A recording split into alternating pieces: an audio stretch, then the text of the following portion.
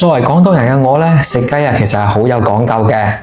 今日呢，同大家分享一個新食法，只需要加多一個步驟整出嚟比燒雞仲要好食。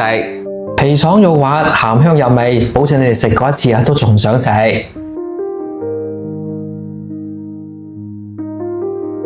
今日呢，買咗半隻走地雞，呢種雞呢，皮爽肉滑嘅，寫親呢非常之爽口嘅。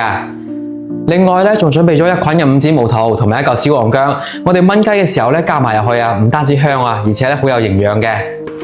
我哋先將雞肚入邊嘅內臟同埋血水呢沖乾淨，再淋翻100個滾水入去，攞一落啲雞皮先。落個雞皮呢就會快速咁收縮，煮嘅時候呢冇咁爛皮嘅，啲肉呢都更加之爽口。再淋翻2圈高度嘅白酒，再加翻啲薑蔥入去，進一步咁劈啲雞嘅腥味。好食嘅關鍵呢就係整翻少少呢個五指毛肚嘅鹽焗粉啦。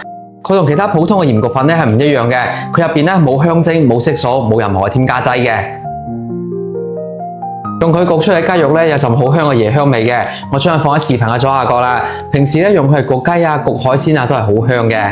再淋翻2圈花生油，鎖住啲雞嘅鮮味，將調料呢均勻咁搽喺啲雞皮同埋雞肚入邊。搽勻之後放埋一邊，醃佢半個鐘以上，時間越長呢佢就越入味。我哋再將五指毛肚呢剪成細段啲，加翻啲溫水入去，浸翻佢10分鐘左右。咁樣炆嘅時候啲味道呢更加之香濃。小樣每一道家常菜呢都會將全部細節同埋小技巧全部分享俾大家嘅。中意嘅話呢可以點個小紅心關注支持一下，唔該晒大家。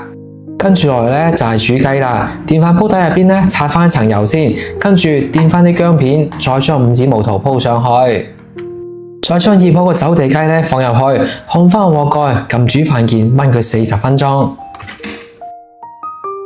時間到啦，我哋打開佢睇睇，哇，香噴噴啊，睇到都流晒口水啊！睇下啲雞皮嘅顏色幾靚，同出邊買啲呢一模一樣，金金黃黃嘅。我哋將佢攞出嚟先，等佢冇咁辣手嘅時候呢，再撕成細嚿擺盤。最後再將電飯煲剩低啲雞汁呢淋喺啲雞肉上邊，超正啊！咁樣整出嚟嘅鹽焗手撕雞呢，皮爽肉滑，香而不膩。每一嚿肉呢都索晒啲五指毛肚嘅香味，送住米飯嚟食3碗白飯都未夠啊！學識咗呢，快啲收藏室試一試啦，保證個個呢都讚你係大廚啊！